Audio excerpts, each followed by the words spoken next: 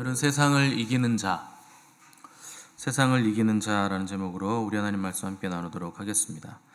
어제 우리는 승리하기 위한 조건과 내용들에 대해서 나눴는데, 승리하기 위한 필수 조건은 전쟁, 환난, 시험, 핍박 이런 것들이 우리에게 있어야 된다 하는 것을 우리가 살폈습니다. 다윗의 승리가 우리의 승리가 되려면 골리앗의 도전 앞에 우리가 직면하는 상황이 있어야 되고, 또 갈렙과 여호수아의 승리를 우리가 성취하려면 거인족들을 보면서 가나안 땅의 그 강력한 군사력을 가진 가나안 족속들을 보면서 그들과 비교하면서 우리가 메뚜기다라고 고백하는 것이 아니라 그들이 우리의 밥이다 이렇게 선포할 수 있는 영적인 안목이, 또 실력이 우리에게 있어야 된다 하는 것이죠. 그러니까 승리란 누가 얻는 것인가? 용기 있는 사람이 승리를 얻는 겁니다. 골리앗이 이스라엘의 하나님 모욕할 때, 또 시위할 때 대다수의 이스라엘 사람들은 그 눈치만 보고 있었거든요. 누가 좀 이 상황을 빨리 해결해 줬으면 좋겠다. 그냥 뒤로 슬슬 빠져가지고 눈치만 보고 있는 거죠. 그런 사람들이 승리를 얻을 수 있는가? 절대 못 얻습니다. 또 두려움에 빠져 있는 사람들, 눈치 보는 사람들, 이런 사람들은 절대 승리할 수 없다는 거죠. 근데 어린 나이에도 불구하고 망군의 여호와를 감히 이방인인 저 골리앗이 모욕하는 것을 참지 못했던 다윗이 골리앗 앞에 섰을 때 다윗만이 승리를 쟁취했던 유일한 사람이 됐던 겁니다. 그러니까 눈치 보면서 본 거죠. 사도 요한이 이 서신을 쓸 당시에 로마 제국이 세계를 지배했던 때였는데, 특별히 로마 제국은 그리스도인들을 엄청나게 박해했던 제국이었습니다. 그래서 초기 기독교인들이 카타콤 같은 그 지하에서 300년이 넘는 시간 동안 핍박을 받는 삶을 살았죠. 햇빛 없는 지하 동굴 이런 데서 삶을 살면 평균 수명이 30세 정도에서 끝납니다. 그래서 굉장히 이제 단명하게 되고 또 많은 질병들에 노출되기도 하고 그런 삶을 300년이 넘게 살았는데, 그렇게 죽는 사람보다 끌려가서 죽는 사람이 더 많았죠. 그래서 붙잡아 가면 속절없이 잡혀가야 되는 거고, 빼앗아 가면 빼앗겨야 되는 거고, 쫓아나면 쫓겨나야 되는 거고, 죽이면 그냥 죽어야 됐던 그 시대에 그리스도인들이 삶을 살았다는 겁니다. 그래서 겉으로 보기에는 굉장히 무력해 보이고 도대체 무슨 소망이 있을까 싶은 이 초대교회, 초기 기독교의 교인들의 별명이, 이 초대교회의 별명이 기쁨의 교회였다 하는 것은 너무나 뜻밖의 별명을 가지고 있었다는 거죠. 세상의 평가로 따지자면, 평가해보자면 어리석은 사람들이고 패배자들인데, 도대체 무슨 내용이 있어서 그들을 기쁨의 교회, 기쁨의 사람들이라 그렇게 평가를 내릴 수 있는가 하는 것이죠. 놀랍게도 그렇게 거센 핍박을 가했던 로마 제국이 AD 313년에 기독교를 국교로 공인을 했다는 게 굉장히 놀라운 일이죠. 무슨 말인가는 거죠. 그 제국이 죽인 기독교인의 수가 몇 명인지 이루 헤아릴 수 없지만 죽이고 또 죽이고 셀 수 없이 죽였는데, 결국 그리스도인들이 줄어들기는커녕 로마 제국의 귀족들까지 예수 그리스도를 믿게 되더라 하는 겁니다. 그래서 이런 것들을 보면서 로마는 이 숫자를 줄이기 위해 자신들의 칼을 또 창을 뽑아들고 기독교인들을 죽였는데, 기독교인들은 이 핍박에 맞서서 자신들의 무기인 찬송과 기도와 무기, 믿음이라는 무기를 통해서 저항 없이 죽어가는 것을 보면서 점점 두려워지기 시작한 겁니다, 로마 제국이. 그러더니 결국에는 항복을 했고, 마침내 기독교가 로마 제국의 국교로 인정이 되는 때가 오게 된 거죠. 우리나라도 마찬가지죠. 일제시대 때 가장 많이 피해를 본 것이 기독교죠. 신사참배를 거부했기 때문에 굉장히 많은 박해를 받았는데, 지금은 어떤가요? 일본의 우리나라 선교사들이 꽤 많이 나가서 지금 복음을 전하고 또 돌아오기도 하고, 이제 이렇게 역전이 됐죠. 결국 교회가 승리했다는 겁니다. 일본도 우리나라의 교회를 이기지 못했다는 거죠. 중국도 마찬가지죠. 중국이 30년 동안 그 자국 내 모든 예배를 금지한 적이 있습니다. 그 예배당 문 닫고 선교사들 쫓아내고 목사들을 이제 감옥에 보내고 이런 일들이 있었는데, 그런데 그때 기독교 인구가 4배가 더 불어났어요. 박해하고 문을 닫았을 때. 그래서 결국에 중국이 2002년인가요? 그 전국 인민 대표 대회에서 노선을 바꿨는데, 원래 사회주의 나라에서는 유물론이기 때문에 종교를 인정하지 않습니다. 그래서 공산당 당원에 들어가려면 종교가 없어야 돼요. 근데 2002년도부터 종교인들도 공산당 당원이 될 수 있다 하는 것으로 정책 기조를 바꿔버립니다. 역시나 중국도 패배했다는 거죠. 교회가 이긴 겁니다. 그래서 이제 그때까지 기독교인 중에 국회의원급 되는 자리에 올라갈 수 있는 사람들이 예수님을 믿기 때문에 그 자리를 포기했던 사람들이 굉장히 많았는데, 이제는 그리스도인들에게도 중국에서 높은 지위에 올라갈 수 있는 길이 그때부터 열리게 됐다 하는 것이죠. 자, 이런 역사들을 볼 때 그리스도의 승리, 그리스도인들의 승리는 도대체 어떤 승리인가?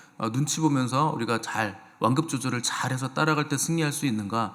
그런 게 아니라는 겁니다. 진리의 말씀을 붙잡고 타협하지 않는 삶을 살아갈 때 그리스도인은 그리스도인다운 승리를 할 수 있다는 것이죠.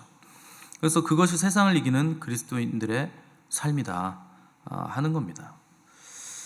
누가 감히 이 거대한 세상 앞에서 내가 너를 이기겠다, 너와 싸워 승리하겠다 라고 선포할 수가 있겠는가 하는 것이죠.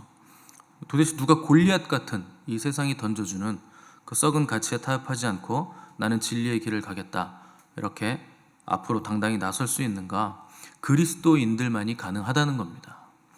그리스도인들은 자기들에게 진리가 있다는 걸 아는 사람이잖아요. 진리라는 건 다른 것과는 절대 바꿀 수 없는 것, 타협할 수 없는 것, 영원한 것, 변하지 않는 것, 그것을 붙잡고 있다는 것을 알기 때문에 그 어떤 세상이 주는 가치가 있더라도 나는 그것과는 타협하지 않겠다. 왜냐하면 그건 영원한 거 아니기 때문에. 진리는 영원한 거거든요. 이 땅에서의 삶이 다가 아니라는 걸 알기 때문에 나는 영원한 가치를 붙잡을 것이고, 세상이 주는 썩은 가치에, 그 썩은 음식에 나는 내 혀를 절대 갖다 대지 않겠다. 이렇게 당당하게 선언할 수 있는 사람이 그리스도인들 밖에는 그렇게 할 수 있는 사람이 없다는 겁니다. 오늘 본문에서 세상을 이기는 자가 누구냐? 사도 요한은 이렇게 묻고 있습니다. 그리스도인들이 세상을 이길 수 있는 이유가 뭔가? 예수님이 누구이신지를 정확히 알고 있기 때문에 우리는 세상을 이길 수 있다 하는 것이죠. 그분은 그리스도시다. 그분은 하나님의 아들이시다. 우린 그것을 안다. 그분이 우리를 통치하실 뿐만 아니라 온 우주 만물의 창조자 되시고 주관자 되시는 분이시기 때문에 그것을 아는 눈이 열렸기 때문에 우리는 세상이 두렵지 않은 것이고, 세상을 볼 때 세상 사람들과 같이 보는 것이 아니라 전혀 다른 안목으로 우리는 세상을 보는 사람들이라 하는 겁니다. 근데 오늘날 그리스도인들이 세상을 이기지 못하는 문제점을 모르기 때문에, 그분이 어떤 능력을 가지고 있는지를 모르기 때문에 우리가 세상을 이길 수 없다는 겁니다. 그래서 여러분들은 심각하게 자기에게 질문해 보셔야 됩니다. 나는 그리스도를 정말 아는가? 제대로 알고 있는가? 그분의 능력, 그분이 하실 수 있는 일, 그분이 어떤 분이신지 정말 나의 삶의 자리에서 실제로 나는 인정을 하고 있는가? 그것을 질문해 보셔야 돼요. 머리로는 다 알죠. 하도 여러분들은 들은 게 많으셔가지고 아마 시험지 나눠주고 쪽지 시험 보면 여러분 100점 맞으실 거예요. 너무 오래 많이 들었잖아요. 근데 여러분 삶으로도 압니까? 예수 그리스도께서 창조자이시라는 걸, 그분이 만왕의 왕이시라는 것, 그분이 통치하신다는 것, 그분에게 실수가 없다는 것, 신실하신 분이시라는 것, 삶으로도 아십니까? 가장 두려우신 게 뭡니까? 여러분들이 세상을 이길 수 없는 이유, 가장 두려운 그 이유가 뭡니까? 그리스도인들이 세상 두려워하고 눈치 보는 이유 대개는 뭐냐면 환난이나 핍박 당하지 않으려고 그래서 그래요. 세상 사람들의 핍박, 세상 사람들의 그 판단, 그 눈치를 보는 겁니다. 그러니까 코로나가 터지니까 교회가 제일 먼저 한 일이 뭡니까? 예배당 문 닫는 거죠. 자물쇠 걸어놓고 아무도 들어오지 말라 그러잖아요. 어떤 교회는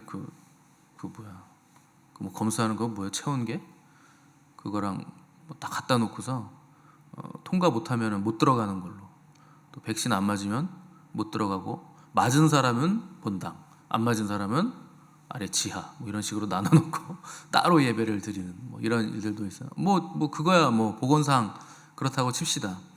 근데 교회 출입을 막는다는 거 그거는 큰 죄입니다. 교회는 사람의 교회가 아니고 주님의 교회거든요. 그리고 교회는 만민이 기도하는 집입니다. 천하 만민 누구라도 들어와서 기도할 수 있는 곳이기 때문에 그것을 문을 걸어놓고 안 열어주는 거 아주 심각한 죄죠. 교회가 이제 이웃사랑을 해야 된다는 명목하에 우리가 피해를 줘서는 안 된다 하면서 이제 교회 문을 자발적으로 걸어 잠궜다는 것. 이게요 어떻게 보면 뭐 사랑이라는 뭐 단어를 갖다 대서 포장했지만 여러분들이 생각하기에 그게 사랑이 됩니까? 하나님 사랑이 먼저 되지 않는데 이웃 사랑이 되시던가요? 하나님을 향한 사랑이 없는데 이웃 사랑 먼저 하는 게 되시던가요? 이건 일종의 핑계를 대는 거죠. 정말 그렇게 모여서 문제가 되면 다른 모든 것들은 폐쇄 안 하는데 왜 무조건 교회만 그렇게 했을까요? 네, 사스 때 그때 중국에 있던 분이 말씀해 주시던데 그때도 교회만 폐쇄했다고 하더라고요. 중국에서도.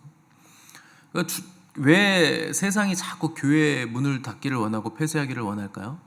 교회가 진리라서 그렇습니다. 여러분 뭐 이슬람 모이지 마라, 불교 모이지 마라, 천주교 모이지 마라 이런 얘기 들어보셨어요? 한 번도 못 들어봤습니다. 저는.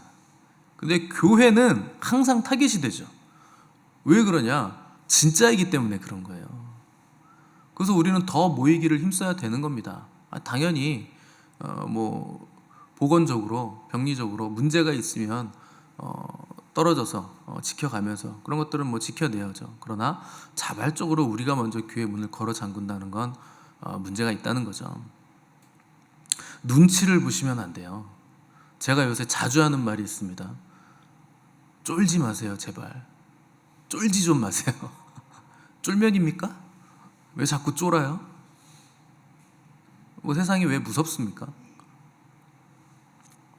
여러분 환난 당하지 않으려고 하니까 무서운 거예요. 근데 주님이 언제 너희는 환난을 당하지 않을 것이라 그러셨나요? 세상에서는 너희가 환난을 당하나 담대하라. 내가 세상을 이기었노라. 다른 사람 판단이 뭐가 그렇게 중요합니까? 주님이 나를 어떻게 보시는가? 주님의 말씀이 무엇인가? 이게 중요한 거죠. 왜 자꾸 쫄아요? 원래 우리는 세상에서 환난을 당하는 존재들입니다. 이게 우리의 정체성이거든요. 주님이 언제 내가 세상을 이겼으니 너희에게는 환난이 면제될 것이다 그런 적이 있습니까? 세상에서는 너희가 환난 당한다고 싫어한다. 왜냐하면 너희가 진리를 믿기 때문에 세상은 진리를 미워하고 싫어한다. 그러나 담대해라. 내가 세상이 이겼다. 너희들은 다 이기는 자들이다. 왜냐하면 너희들이 믿고 있는 내가 이겼기 때문에 너희도 결국 승리한다. 이 말씀하시는 거잖아요. 근데 왜 자꾸 우리는 환난을 피해 다닙니까? 원래 세상은 그리스도인들에게 환난을 주는 구조로 돼 있고 그래서 우리는 세상 눈치 볼 필요 없고 도망 다닐 필요가 없는데 자꾸 이걸 벗어나고 싶은 거죠. 그렇게 슬금슬금 눈치 본다고 환난이 우리를 피해 가던가요? 절대 그렇지 않습니다. 오히려요 그런 사람은요 세상이 더 우습게 봅니다. 회색지대에 있잖아요. 여기 있는 것도 아니고 교회에 있는 것도 아니고 세상에 있는 것도 아니고 영적으로 회색지대에 있는 사람만큼 가증스러운 존재가 어디 있어요. 세상 사람도 그걸 알아봅니다. 얘가 진짜 믿는 사람인지 아니면 대충 걸치고 있는 사람인지. 그 사람은 영화나 드라마 같은 데 보시면 배신자들 그 악당들도요 배신자들은 쳐주지도 않아요. 끝까지 자기 보스에게 충성하는 사람을 대단하다 그러지 자기 적이라 그래도 그 대단하다 그러지 배신자들은요 우습게 봅니다. 쟤는 또 분명히 배신할 거다. 돈만 주면 얼마든지 쉽게 움직이는 놈이다. 그걸 알고 있는 거죠. 그 세상도 영적으로 정말 이 사람이 선명한 사람인지 아니면 한쪽 발씩 걸치고 있는 회색지대에 있는 사람인지 누구나 다 알아볼 수 있다는 거예요. 그래서 세상이 우습게 여기는 거고 우리도 세상을 이기지 못한다는 거죠. 그리스도인들이 세상을 왜 이기지 못하는가? 싸울 생각을 안 하기 때문에 이기지 못하는 겁니다. 아니 싸워야 이기든지 지든지 결론이 날 거 아닙니까? 그런데 아예 싸울 생각을 안 해요. 뭐든지 다 덕스럽게 은혜로 하재요. 여러분 죄가 우리한테 올 때도 죄한테도 덕스럽게 하실 겁니까? 유혹과 미혹이 와도 유호가 우리 덕스럽게 하자 이러실 거예요? 그런 게 어디 있습니까? 싸움 자체를 피하니까 이길 방법이 없는 거죠. 피해 다니는데 어떻게 이깁니까? 왜 싸움을 피해 다닐까요? 예수님 믿는 목적이요, 육적인 것에 있어서 그래요. 구원도 받고 싶은데 세상 것도 누리고 싶죠. 하늘로부터는 평안도 있고 싶은데 세상에서도 편안하고 싶죠. 믿음도 좋았으면 좋겠는데 돈도 많았으면 좋겠죠. 하나님 은혜 누렸으면 좋겠는데 세상도 좀 누렸으면 좋겠고, 뭐 이러지도 못하고 저러지도 못하니까 어떻게 세상과 감히 싸울 엄두가 납니까? 불가능하죠. 그래서 바울이 이런 사람들에 대해서 고린도전서 3장 1절 보시면, 너희는 신령한 자들이 아니라 육신에 속한 자, 곧 그리스도 안에서 어린아이들이다. 바울이 이렇게 평가한 거예요. 이거 굉장히 상처받을 말입니다. 제가 설교 시간에 여러분들한테, 제가 여러분들을 한 2년 좀 넘게 봤더니 여러분들은 신령한 자들이 아니에요. 육신에 속한 자들이에요. 그리고 그리스도 안에서 촌철살인, 저런 설교를 들어야 돼. 너무 기분 좋아. 날아갈 것 같아. 뭐 이러실 것 같으세요? 한 2주만 그렇게 해보세요. 뭐 설교로 사람을 저렇게 정죄할까? 뭐 이런 소리 당장 나올 거예요. 좋은 얘기 해주면, 야, 왜 좋은 얘기만 하지? 설교는 10년 골수를 찔러야 되는데 목사님 좋은 얘기만 한다. 영권이 없어. 뭐 이런 소리 나오고, 찌르는 얘기하면은 왜 찔러대기만 하지? 야, 가뜩이나 세상에서도 피곤한데. 찬양도 옛날 찬양하면 올드해 저분은. 요즘 찬양하면 저거 옛날 그 어르신들을 배려를 안 해. 뭐 어떡하라고요? 그래서 뭐 어쩌라고? 이렇게 반 갈라서 화장하고 아수라 백작처럼 이렇게 할까요? 어린아이들이라는 거예요. 뭐 얘기만 하면은 칭얼대는 사람들. 어린아이들에게 어떻게 신령한 얘기를 합니까? 갓난아기 누워서 옹알옹알거리고 있는데 철학적인 얘기를 합니까? 그 3장 2절에서 내가 너희를 젖으로 먹이고 밥으로 아니하였느니 이는 너희가 감당하지 못하였음이거니와 지금도 못하리라. 무슨 말이에요? 오래됐는데 지금도 젖으로 먹여야 되는데 소화를 못 시킨다는 얘기예요. 먹일 거 많은데, 해줄 말은 많은데 듣는 귀도 없고 먹여봤자 소화를 못 시킨다. 아직도 기저귀 차고 있는 거, 똥오줌 못 가리고 있는 거죠. 20년 30년 신앙생활 했는데 교회는 그렇게 부지런히 왔다 갔다 하셨는데 아직도 기저귀 차고 있는 거예요. 뭐 조금만 불편하면 칭얼거리고 울고, 입에 전 넣어주면 막 웃고 좋아하고, 오줌 싸면 또 울고, 갈아주면 좋아하고, 누워있으면 울고, 들어서 얼르고 달래주면 또 막 좋아하고. 그게 어린아이 신앙입니다. 지금 가르치는 선생이 되어야 마땅하잖아요. 이 정도 하셨으면. 그죠? 아닙니까? 아직도 계속 젖을 드시길 원하세요? 그러니까 이게 세상과 싸우는 그리스도인이라는 개념이 지금 기저귀 차고 있는 사람들한테 얘기한들 이게 씨나 먹히겠냐고요. 그러니까 맨날 젖이나 먹이고 내가 너희들 어린아이고 젖 먹이라서 내가 진짜 답답하다. 바울이 그런 얘기 하고 있는 거죠. 여러분, 사람들 앞에서야 믿음 좋은 척 할 수 있고 속일 수 있고 대충 꾸미고 얼버무릴 수도 있고 괜찮은 척 할 수 있어요. 근데 하나님 앞에서는 아닙니다. 숨길 수 없습니다. 하나님 믿는다고는 하면서 일상의 자리에서 하나님 말씀과 아무런 상관없는 삶을 살고 있는데 어떻게 세상을 싸워서 이기는 그리스도인이 됩니까? 하나님 다 아세요, 그런 거. 전신갑주를 입어야 되는데 우리의 싸움은 혈과 육의 싸움이 아니잖아요. 공중권세 잡은 자, 이 어둠의 세상 주관자들과의 싸움인데 그러려면 전신갑주를 입어야 되는데 진리로 허리띠를 떼야 되고 의의 흉배를 붙이고 복음으로 신을 신고 그걸 가져야 되는데, 여러분 이렇게 다 무장하고 계신가요? 그렇게 싸울 준비가 되셨습니까? 진리가 있으세요? 나의 의로움이 아니라 예수 그리스도의 의로 덧입고 있습니까? 그 말씀의 검으로 악한 세력들이 다가올 때 말씀을 빼내서 한번 배워보신 적 있으세요? 그 말씀으로? 그런 것들이 삶에서 일어나야 되는데 우리는 영적인 싸움을 어디에서만 하는 줄 아세요? 교회에 와서 하려고 그래요. 교회에서만 그걸 듣고 교회에서만 그래야 되겠구나. 그래서 이렇게 흔드니까 문 나가면서 다 잊어버려요. 이게 다 흔들려가지고 다 사라졌어요. 기억에 남을 텐데. 여러분, 작은 승리들이 모여야 결국에 궁극적인 큰 승리가 우리에게 있는 겁니다. 근데 반대도 똑같아요. 작은 패배들이 계속 반복되잖아요. 그럼 큰 싸움에서도 패배합니다. 그 습관이에요. 이기는 것도 습관이고 지는 것도 습관입니다. 여러분, 이 아침에 여기 나온 것만 해도 사실 영적인 싸움에서 승리하신 거죠. 이게 매일의 싸움이잖아요. 새벽 예배 나오는 게. 내가 뭘 선택하느냐의 싸움이에요.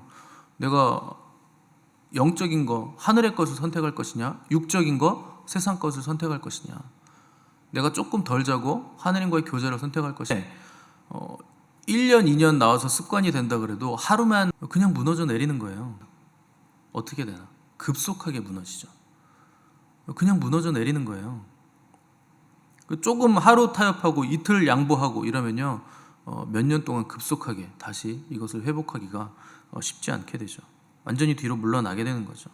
죄에 대해서 마찬가지죠. 특정한 죄에 대해서 우리가 계속 패배하게 되면 생각이 고착됩니다. 이건 내가 이길 수 없는 싸움이구나. 이런 식으로 고착이 돼버려요. 그러면 그 영역에 있어서는 한 번도 승리하지 못하는 습관적인 패배가 우리의 삶에 있게 된다는 거죠. 그게 굳은 살이 돼서 완전 딱딱해지는 거죠. 그러면 죄입니다. 싸워야 승리할 거 아니에요.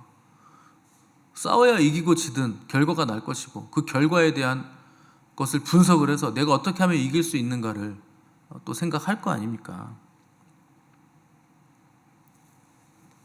그 독일이 히틀러 치하에 있었을 때 그 유명한 목사님 중에 마틴 니밀러가 있어요. 본 해퍼 목사님도 유명하고 마틴 니밀러 목사님이라는 목사님도 유명한데, 그 히틀러 반대하다가 이제 감옥에 투옥이 됐어요. 이분이 7년 동안 독방에서 감옥살이를 하게 되는데, 독방에 창문이 조그만 게 하나 딱 있는데 하필 공교롭게도 그 창문 앞에서 보이는 게 교수대 자리가 딱 보이는 거예요. 거기서 죽어나가는 사람들 매달려 있는 것도 보고 계속 그런 것들만 보는 거죠. 창문에서 그게 보이니까 그 사람이 어떻게 됐습니까? 점점 마음이 무너져 내리는 거예요. 그리고 두려움에 사로잡히고 꿈을 꿔도 자기가 거기 매달려 있는 꿈을 꾸게 되고, 점점 사람이 이제 말라가는 거죠. 그래서 생각하기를 어느 날 그런 생각이 들더래요. 결국 나도 저기 끌려갈 것 같은데 그럼 나는 그때 저 괴로워하는 사람들, 저런 사람들을 계속 보면서 나는 어떤 죽음을 맞이해야 될 것인가 하는 것을 생각을 하게 됐답니다. 그래서 좌절감에 빠져서 교수대를 보고 있는데 어느 날 기도를 하는데 마음에 그런 마음이 들더래요. 그거 그만 보고 이제 예수 그리스도를 바라봐라, 이런 생각이 들더래요. 그래서 예수님은 그러면 그 십자가 형틀 앞에서 어떤 모습이셨는가 하는 것을 생각하다 보니까 그분은 자기를 죽이는 자들도 축복하면서 기도하면서 죽으셨다 하는 것을 생각을 하게 됐답니다. 그래서 그렇구나, 그러면 나도 저기 가서 죽을 때 나도 그들을 위해서 축복하는 기도를 하고 죽어야겠다. 나도 예수님을 흉내내고 죽어야겠다. 그래서 매달리기 전에, 목이 막히면 목소리가 안 나오잖아요. 매달리기 전에 내가 기도를 하고 저들을 위해서 축복 기도하고 그동안 고마웠다, 이렇게 얘기하고 죽어야겠다. 이렇게 마음을 딱 먹으니까 그때부터는 사람이 밝아지더래요. 내가 이런 죽음을 맞이해야겠구나 해서 계획과 목표가 정확해지니까 이제 내가 이대로 하면 되겠다 하니까 이제 더 이상 두렵지가 않더랍니다. 그러고 나니까 이제는 죽어도 괜찮겠다 싶은 생각이 들었더래요. 천사들이 자기를 막 돕고 이렇게 수종드는 것 같은 느낌을 굉장히 많이 받게 됐다 그랬습니다. 그때부터는 감옥 생활이 아니라 수도원 생활을 하고 있다는 느낌에 굉장히 많이 들어서 지금 내가 수도원에서 지금 지내고 있다, 이렇게 생각이 들 정도로 굉장히 편안했다고 합니다. 근데 애석하게도 그분이 죽지 않고 살아서 7년 뒤에 감옥에서 나오게 됐어요. 그러니까 나올 때 그분이 뭐라고 고백했냐면 감옥에 갔다 온 게 아니고 7년 동안 수도원에서 기도하고 나온 느낌이다 라고 고백을 한 것을 본 적이 있습니다. 그러니까 우리 힘으로 이 세상을 바라보십시오. 이길 수가 있을까요? 보이는 게 우리에게 두려움을 주는 내용들이잖아요. 그래서 우리가 자꾸 싸울 힘도 못 내는 거잖아요. 그러니까 우리에게는 세상을 이길 힘이 없다는 거죠. 근데 우리가 누굴 바라보면 이길 수 있을까요? 예수 그리스도, 세상을 이기신 분, 그분 바라보면 이길 수 있다는 거죠. 세상 왕인 마귀를 우리가 우리 힘으로 어떻게 이깁니까? 저번에 며칠 전에 얘기해드렸잖아요. 슈퍼컴퓨터로 마귀의 IQ 측정했다고. IQ가 저랑은 별로 차이가 안 난다고 말씀드렸잖아요. 1000대가 넘어간다고. 그런 존재를 어떻게 이깁니까? 못 이겨요. 그런데 마귀보다 훨씬 뛰어나신 분, 우리 주님이세요. 그분 우리 안에 계시잖아요.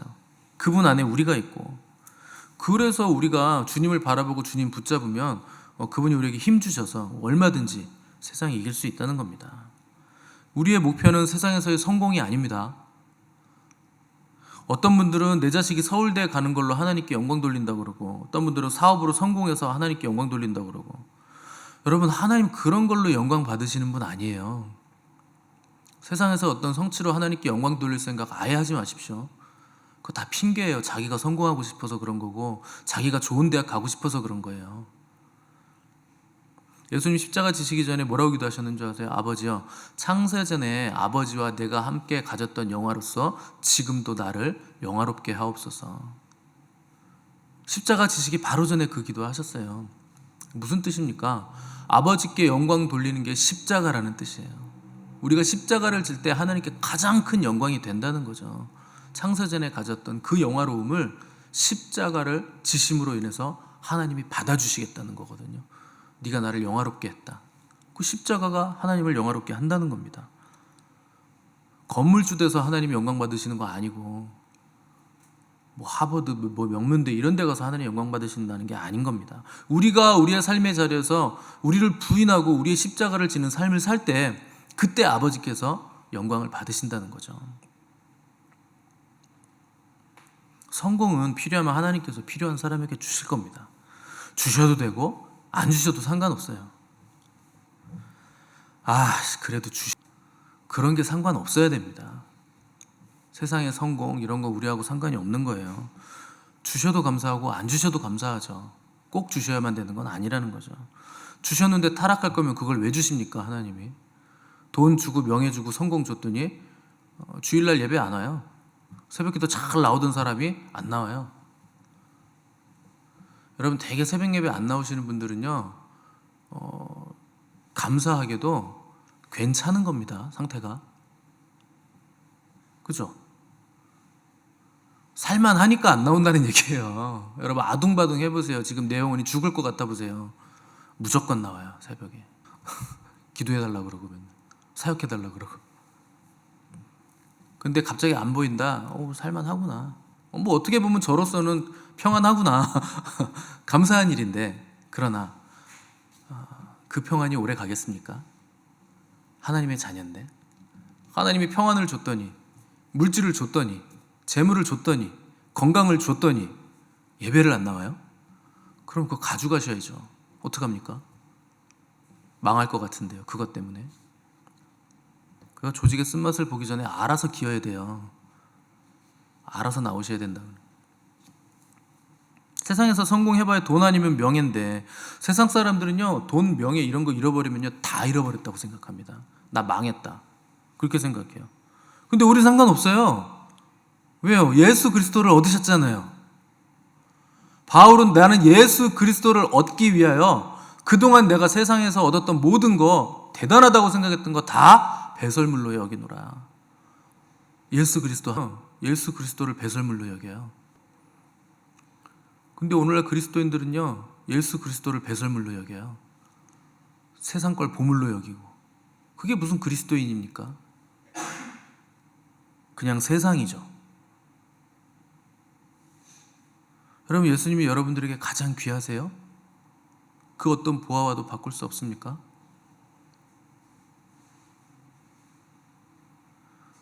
천국에 가면 그분이 계시고, 벽돌도 금이고, 우리가 여기서 그렇게 얻기 원하는 그 골드바, 그거 하나 얼마예요? 하나 6억이라며. 그 벽돌 하나에 골드바 하나에 블럭 얻으려고 아둥바둥하는 삶을 살고 싶습니까? 기껏 세상에서 평생 아둥바둥해서 얻는 게 보도블럭 한 장도 안 돼요. 여러분 6억 모으셨어요? 아직 보도블럭 한 장도 지금 못 얻으셨죠? 우리는 못 얻은 게 아니지. 우리는 그걸 얻을 필요가 없죠. 그거 지천에 널린 거예요. 예수 그리스도를 얻기 위해서 그런 거 다 잃어버려도 상관없는 겁니다. 그렇다고 다 버리고 수도원에 들어가라거나 다 목회자 되라거나 이런 얘기 하는 거 아닙니다. 내 삶에서 우선순위가 뭐냐, 내가 정말 가치 있게 여기는 게 뭐냐, 그게 문제죠. 골리앗을 이긴 다윗의 승리, 욥의 인내가 여러분의 인내가 되시기를 바랍니다. 다니엘과 세 친구의 그 사자굴과 풀무불의 승리가 여러분의 승리가 되시기를 바랍니다. 그러려면요, 여러분 사자굴에도 들어가야 되고 풀무불에도 들어가야 되고 욥처럼 환난도 당해야 되고요, 골리앗 같은 거인 앞에도 서 있어야 돼요. 약오르시겠지만 참고로 저는 아멘을 안 했습니다. 물어만 받지 여러분들한테.